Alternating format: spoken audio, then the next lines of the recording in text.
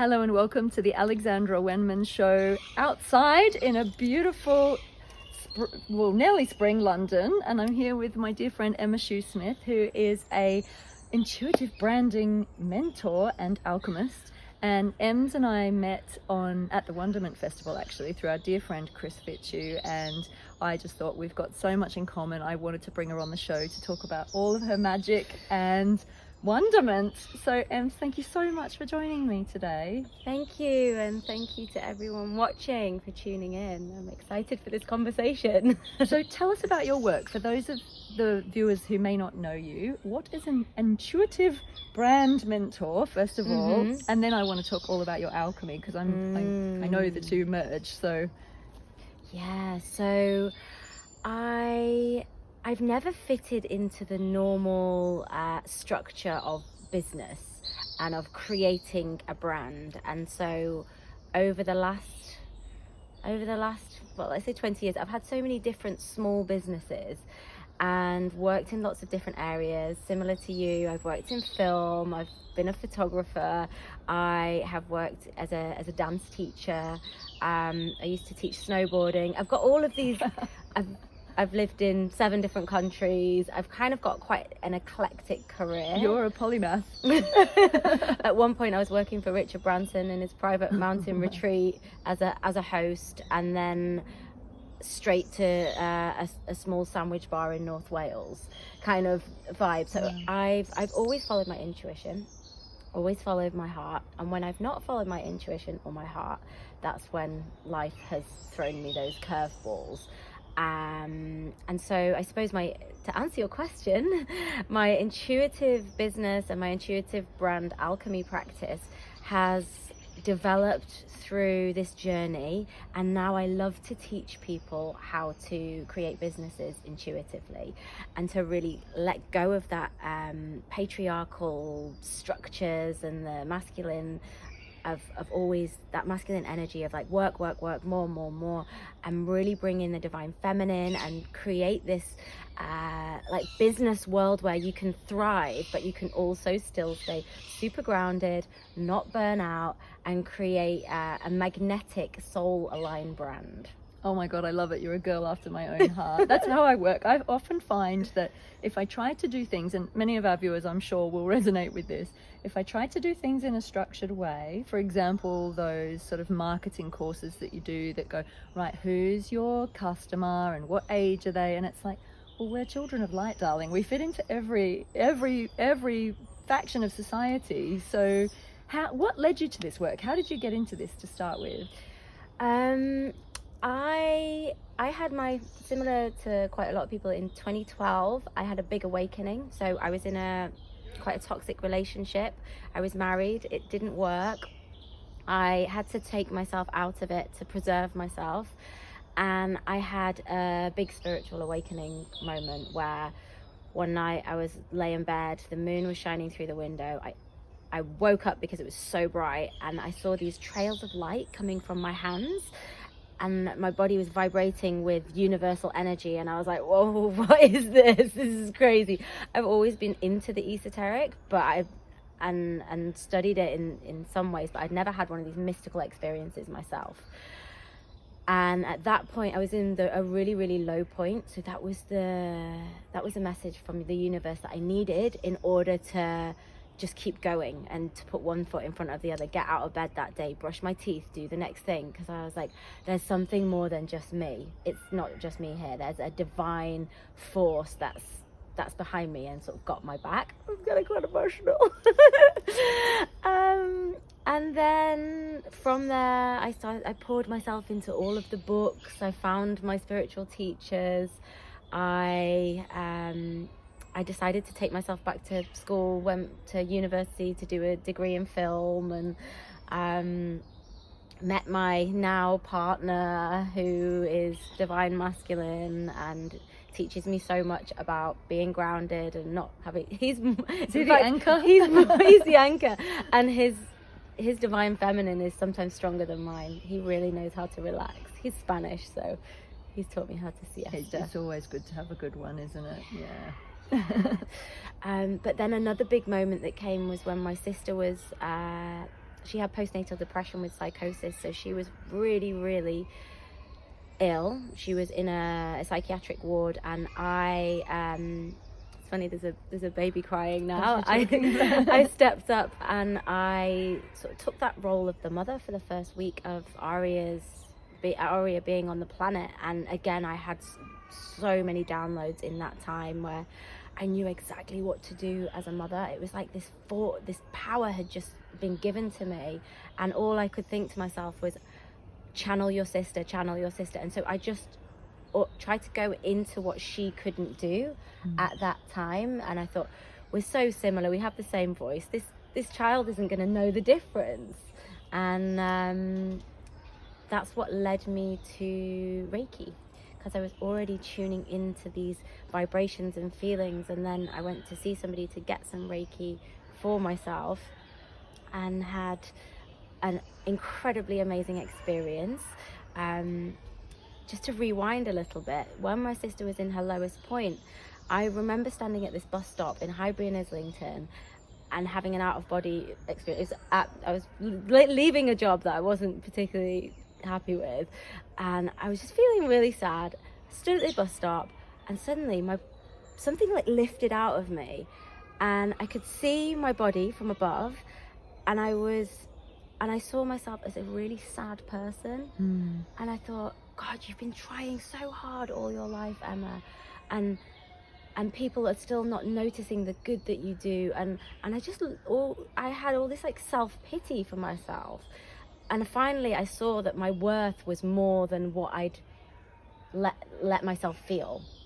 And I love that. That's such a powerful moment. It was such a powerful moment. And then just to link back to the Reiki thing, so I had that experience there. Again, that accelerated. This was sort of 2014 or 15. That accelerated this growth. And then I found Reiki. And do you know where I had first had my Reiki? It was a little studio above that bus stop. You're joking. I found I love how we always get led back to pivotal places and moments. I wonder if you'd had some sort of karmic experience there, and maybe you retrieved a part of your soul energy or something in that place. I believe I did. Yeah. So after I had the session with this lady, I walked to the window and I peeped through the curtains and I looked down at the bus stop, and I was just like, oh, no quantum leaping, time hopping vibes. The Matrix is vanishing.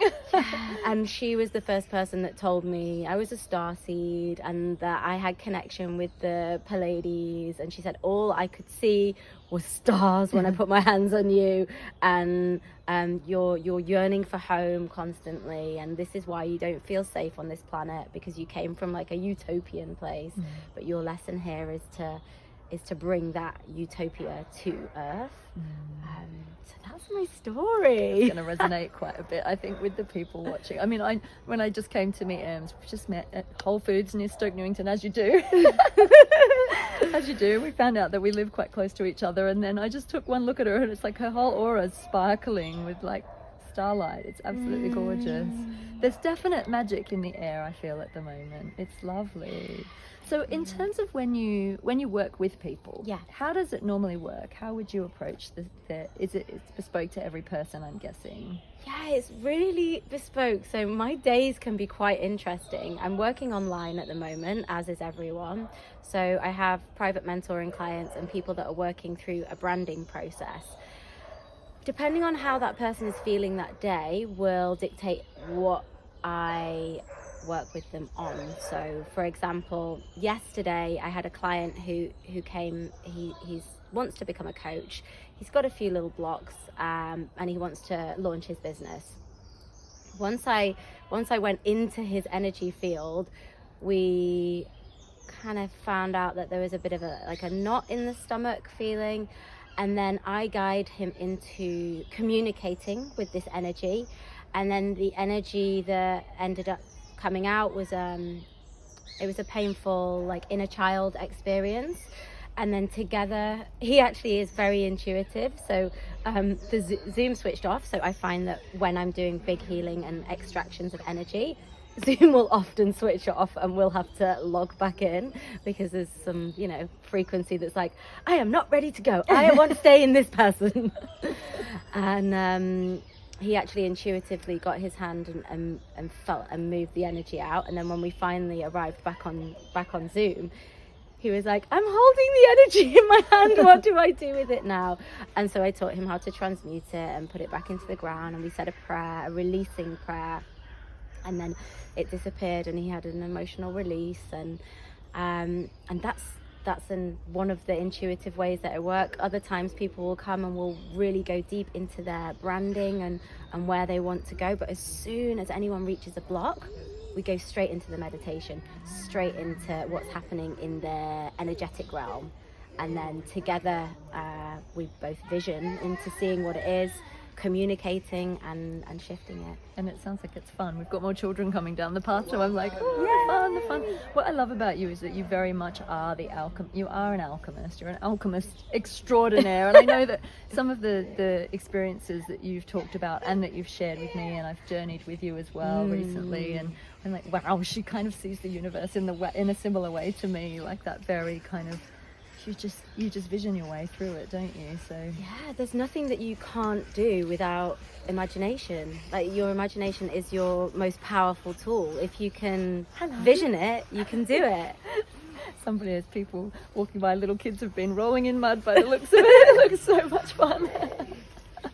Exactly. It's like, and that makes me think of like the creativity. It's amazing that a child covered in mud just walked by. It's like you vision it into, it's like making mud pies, taking your dreams and building them from matter and bringing them into the world, birthing them into the world. That resonates so much, because I remember as a kid finding a spot in my garden that was clay underneath, and me and a good friend of mine, James, we used to we'd make mud pies and dry them in the sun. We called it Clayola. We'd made our own. It's like Crayola. We'd made our own brand, and we used to make. You were already branding your creations then. We used to make these plates and be like, we want to have dinner on these plates. Mum's like, not sure, darling. Maybe put some cling film over it. But oh my God, I love it. So that's wonderful, and I think it's so needed at the moment. I mean, the old ways of working, they're not really cutting it, are they? And as we know, we have to be flexible in this world at the moment.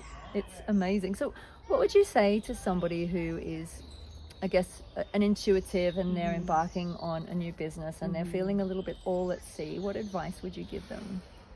I would advise that you look at your internal seasons. So if you are a feminine essence being, then the world has been created and mapped around the 24-hour clock, whereas women have a 28-day kind of clock. So in a 28-day cycle, we will go through a whole year, a winter, spring, summer, autumn. And I teach in my intuitive business practices to first of all look at the whole year as a season. So in winter, it's good for planning, for preparing, for organizing finances, getting yourself ready. For spring, when you start to launch your projects, so the ideas that have been seeded in the winter in the dark, you start to pour a little bit of water on those and they start to sprout shoots. You start to make connections, meeting people. And then in the summer, so in spring, starting to launch a few things. In summer, those things want to be running, and you have building a community around those things, meeting people, if you're somebody that wants to do talks or you've got a message to share, it's like the perfect time to get out there, do talks, do interviews, podcasts. And then back to autumn, you're going, okay, what's happened this year, this cycle? Let's start to review. Let's start to, anything that you've created content-wise in autumn, you can start to look at that as being evergreen content so that it can last all year. Because similar to squirrels, like they collect all of their nuts and then they hide them away. So they've got abundance to live off in the winter. Similar to us in summer, if you can create lots of things in the summer and then package them so they can be what's the income word? Thingy income. Passive, that's it. So you can create some passive income cycles. So when you come to autumn and winter, you can be sustaining yourself in that way. Mm. So I have this really sustainable approach to business. It's all about slow growth. Like the whole kind of, I'm going to make you 6 figures in 5 minutes doesn't really... The formulaic ways. There's so many formulas out there. It drives me up the wall. I kind of, you look at it and they're like, if you do it exactly as I've done it, you will get what you want. But are you going to be happy? Is it going to be your path and your purpose? We're all unique. We're all like snowflakes and fingerprints. So I love your approach to it, and I think it's so needed at the moment. It's absolutely wonderful. And you said there about the like following your passion and your purpose. That is the only way to do business. If you have an idea for a business and it seems crazy or scary, or people are saying don't do it, that is the one that you need to do. If your heart is really in it, if you're doing something that isn't heart led, then there's always going to be roadblocks put in the way. Not to say there's not roadblocks with your passion work, there often is more, but if you keep just listening in, that is what is going to bring you the most abundance. Soften in. I think that what you resist persists. You know, when we're fighting against ourselves thinking I want to do this and I want to do it now, sometimes the timing of it is really relevant as well. I know, like my oracle card project, for example, has taken me 10 years to get published, but I know why. I had to walk through every single one of those initiations before I could embody the teachings and confidently talk about it. If I brought it out too early, it wouldn't have held the energy that it holds now and the wisdom that it holds now. So I think it's trust yourself. Don't go trying to ramrod through things that don't feel like they're working. Soften and listen, as Emma says. You know, that's the best way, isn't it? It's like, if this door's not opening, what do I need to do? What is it? Is it time? Is it energy? Is it a slightly different track? What's my body telling me? What's my intuition telling me? I love it. And you can go journeying with this magical woman and she can help you find it. It's amazing. I love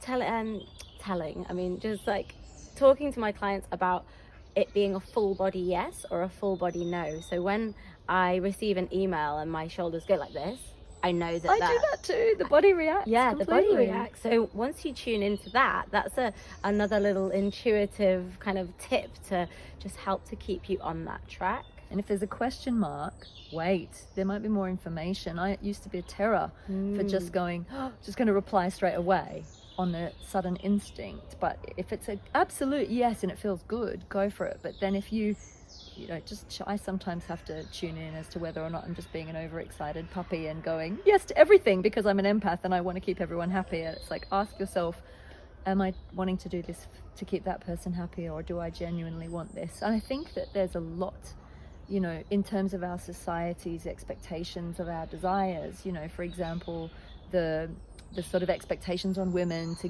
partner up, get married, have children. And, you know, I myself have experienced that pressure, especially in terms of like the fertility side of things. And it's like, well, actually, what if I've got things I want to do for myself first? What if, you know, I'm not quite ready yet and you're being pushed towards something that you don't want? That pressure can actually really take away from the joy, which will block it anyway. So it really is about, is it my true desire, whatever it is? It doesn't have to be a baby. I mean, it could be anything, but is it my true pure desire coming directly from my source self, or is it what somebody else is expecting of me? Is it something that's become a fad on Instagram or whatever? It's really tuning into that. So getting to the heart of the matter, I think, isn't it? Definitely. When I was going through my rebrand, which I did recently, I took out all external digital kind of chatter, and so I came off Instagram and I deleted all the newsletters that I was getting, and I tried not to look at the people that I follow because I didn't want it to dictate how I was going to show up. And so I really, because we're just human, right? We look at someone, we're like, oh yeah, I kind of want to be a bit like them and a bit like them. But you can be a bit like yourself if you give yourself a chance. There is no need for copycat behavior. There is a lot of people bringing through similar stuff and channeling similar information. We've got lovely trees stroking me. Bringing through similar information, but you don't have to model yourself on anybody else because that's their essence, not yours. So it's about value, I think, valuing yourself. And I love that you did that. I do that too. I tend not to look. I'll post and go, and I'll just be like, put my stuff out and then go and get in the bath and meditate. It's like, That's what I need to do, unless it's catching up with my friends and seeing what they're up to and things. But I think you're absolutely right. It's know your value, know your worth, and that you've got something really beautiful to bring into the world. And see if other people are doing well, see it as inspiration. Like, wow, how amazing. If that's coming into your sphere of influence, it means that you're capable. You have the potential to create something beautiful for yourself as well. Definitely. So, that person's there to help you expand. If they can do it, so can you. I love it. I love it. Yeah. Amazing. So then what's coming up for you, Em? What's coming up? So I'm going to say it out loud now because it's been seeding for so long. It's spring. It's coming up. So I am in the process of creating the Intuitive Alchemy Academy. Oh my God, which is going to be a mystery school of sorts for people that want to learn intuitive business, any intuitive practices to get closer to themselves and to spirit. And then all of the kind of tech stuff that goes behind that, like running a Zoom, filming something like this, things that... She sorted out the camera angle for me. I'm like, that'll do. She's like, let me just straighten that. Let's see. Definitely a professional. Yeah. And that'll be a place where I host all my courses.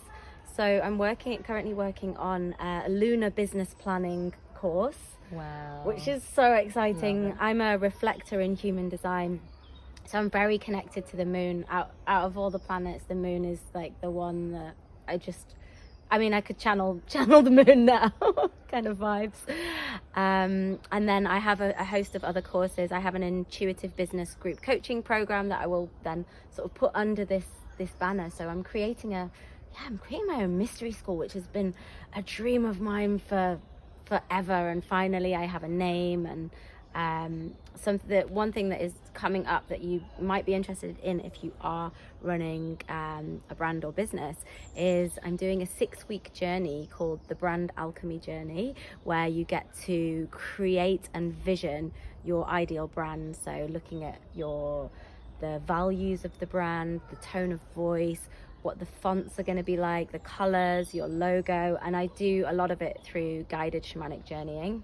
I love it. To help people vision their brand. And then I teach you how to create your own brand guidelines. So at the end of it, you come out with a really solid business plan, some marketing information, and a set of brand guidelines that can go to any graphic designer, any web designer who's going to get you from the offset. So you don't have any of this like paying somebody loads of money and they don't deliver the thing that you wanted. And then follow me on Instagram at Emma Shoesmith. I have so many little nuggets of wisdom that I give out on there, and lots of stuff for free. So contact me via DM. I'm very friendly, love to chat.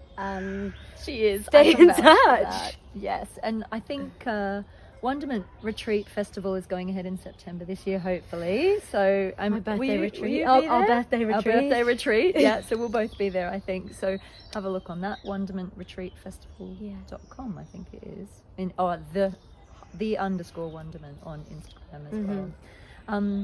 Should we just tell people a little bit about your shamanic work, how you got into that? And yeah, I mean, the way that I study my shamanism is intuitive. I feel like I've been doing it since I was a little girl. I've been speaking to the plants, the animals, the elements. I'm a surfer, so I'm very, very connected to the sea, and I call the water element in a lot. I'm working with water at the moment. What's your moon sign, Em? Aquarius. I'm Pisces, so you're the water bearer. I'm the water bearer, and then I'm Virgo sun and Capricorn rising. You've got some earth. That's good. Yeah. So I have been studying with a shaman called Puma who lives in Peru, and the work that I've been doing with him is mesa work. So it's a woven cloth which contains various different rocks that have different meanings and are connected to different mountains, different bodies of water.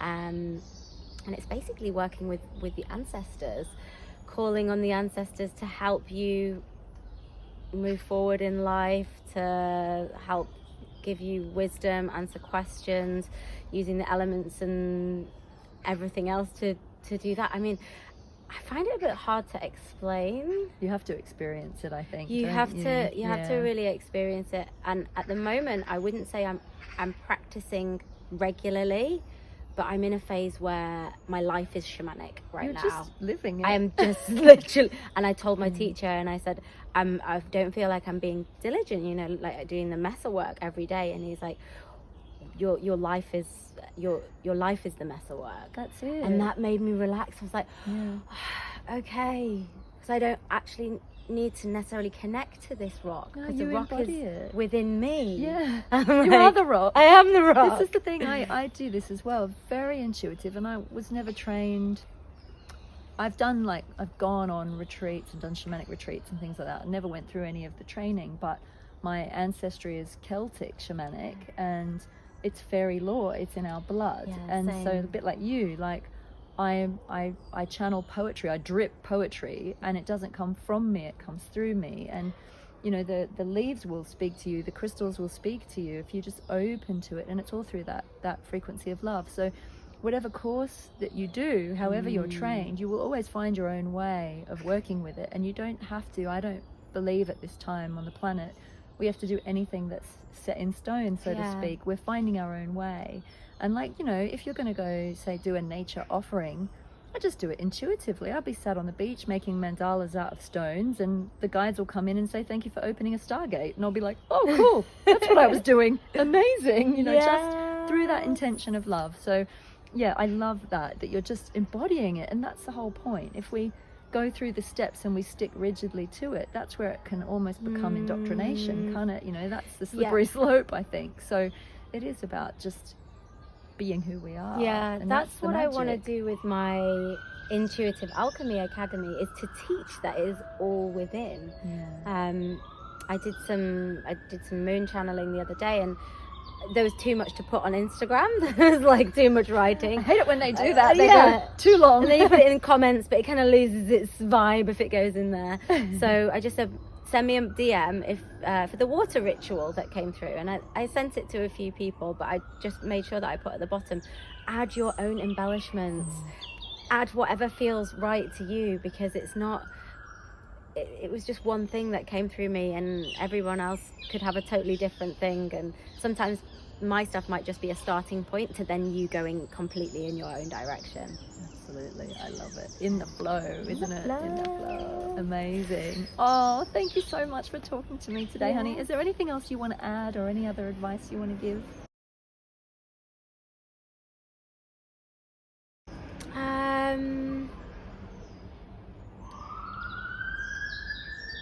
What's coming through? I really want to speak some light language. Let's do it. Yeah? Let's do it. I'm going to pop my coffee there, because I can kind of feel some codes coming Magic, through. magic. I know there's so much light filaments coming in at the moment. I can really feel it.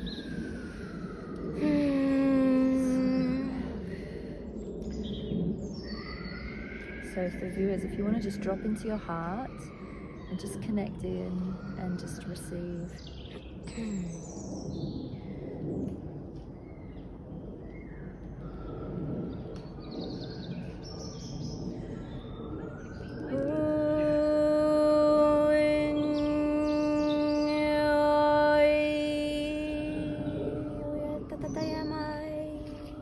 We tatama kiara kitchona kuyara na matika kiara kuchora kutukinti talakamachata to ishna na bakatiara kokoya na da chora kokoko ishra mama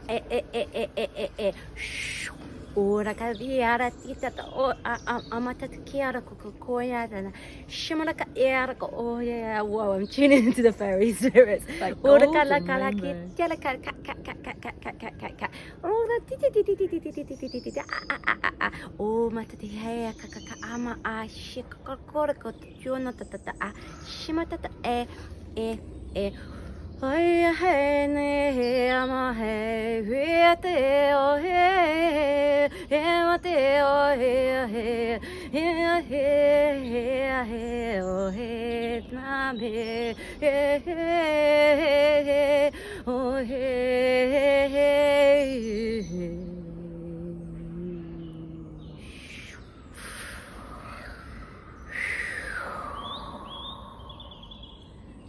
I'm going to join in.